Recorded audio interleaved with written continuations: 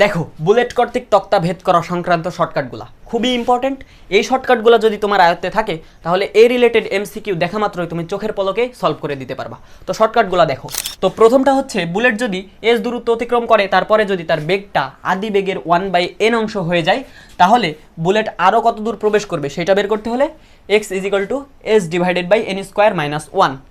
দেখো এখানে কার পরিচয় কি, বুলেট আর কত দূর প্রবেশ করবে সেটা হচ্ছে এক্স, এসটা কি অলরেডি কতটুকু প্রবেশ করছে সেটা হচ্ছে এক্স, আর হচ্ছে এনটা কি আদি বেগের যত অংশ হয়ে যায় বেগটা সেটা নিচে যেটা থাকবে সেটা হচ্ছে এন, ঠিক আছে, আর -1।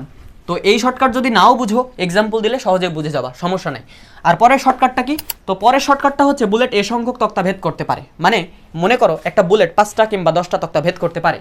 ওই অবস্থায় যদি বেগটা এন গুণ করা হয়, মানে 2 গুণ 3 গুণ 5 গুণ 10 গুণ যাই করা হোক না কেন, তখন তক্তা কতটি ভেদ করতে পারবে এটা বের করার শর্টকাটটা হচ্ছে n²at। ঠিক আছে, তাহলে এখানে কার পরিচয় কি, এই যে বেগ যত গুণ করছো সেটা হচ্ছে এন, আর এটা হচ্ছে পূর্বে কতটা তক্তা ভেদ করার সক্ষমতা রেখেছে সেটা হচ্ছে এ, তাই না? তো প্রথম কোশ্চেনটা হচ্ছে দেখো একটি বুলেট কোনো লক্ষ্যবস্তুতে 3 সেন্টিমিটার প্রবেশ করার পর বেগটা কি অর্ধেক হারায়, বুলেটটি ওই লক্ষ্যবস্তুতে আর কতটুকু প্রবেশ করবে এটা যদি করতে চাও তাহলে তোমার যদি লং প্রসেস ফলো করো তাহলে কিন্তু অনেক বড় হবে, প্রশ্নটা অনেক লেন্দি হবে। কিন্তু এই প্রশ্ন যদি তোমার এমসিকিউতে আসে তখন তোমার ওই শর্টকাটটা খুব কাজে দিবে, ঠিক আছে? আচ্ছা যাই হোক, তাহলে আমরা দেখো এখানে চাইছে কি লক্ষ্যবস্তুতে বুলেটটা আর কতটুকু প্রবেশ করবে, তাই না? তো আর কতটুকু প্রবেশ করবে এটা বের করতে হলে আমরা কোন শর্টকাট ইউজ করব, এইটা। তো এক্স ইজ ইকুয়াল টু আর কতটুকু প্রবেশ করবে সেটা হচ্ছে এক্স ইজ ইকুয়াল টু কত, s/n²-1।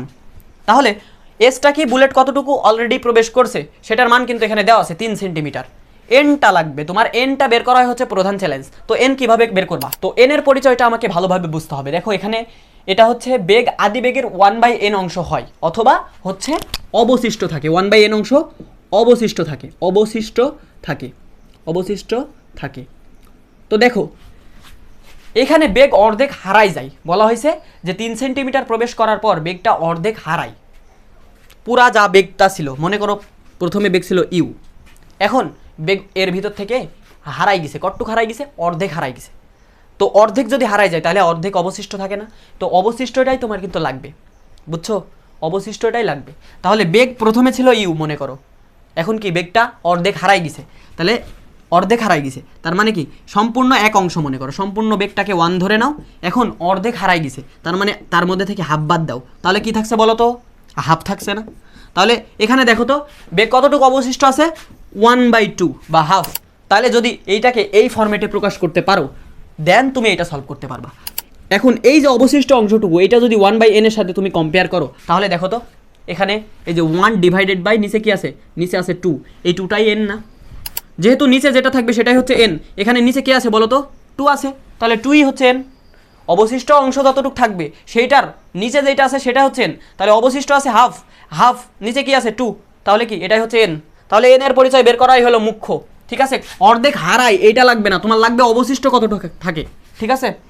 তো যেহেতু অর্ধেক হারাই ফেলছে তাহলে এখনো অর্ধেক অবশিষ্ট আছে, তো অবশিষ্ট অংশ থেকে n এর মানটা বের করতে হবে, নিচে যে আছে সেটা হচ্ছে n। তাহলে n পাওয়া গেছো, তাহলে এখন কি n এর মানটা বসাই দাও। s এর মান কিন্তু 3 সেন্টিমিটার, উপরে 3 আর নিচে কি n এর মানটা কি 2, 2 এর উপর যদি স্কোয়ার করো আর মাইনাস কি 1, তাহলে উপরে 3 আর নিচে কি 2 এর উপর স্কোয়ার করলে কত 4, 4 এর মধ্যে একবার দিলে 3, কাটাকাটি তাহলে কি 1, তার মানে বুলেটটা আরও 1 সেন্টিমিটার প্রবেশ করবে। দেখছো এত লং প্রসেস লাগলোই না, আমি জাস্ট বোঝানোর জন্য এত সময় নিছি, বাট তুমি যখন করবা তখন তো এত সময় নেবা না, ঠাস করে বসাই দিবা হয়ে যাবে অঙ্ক, বুঝছো?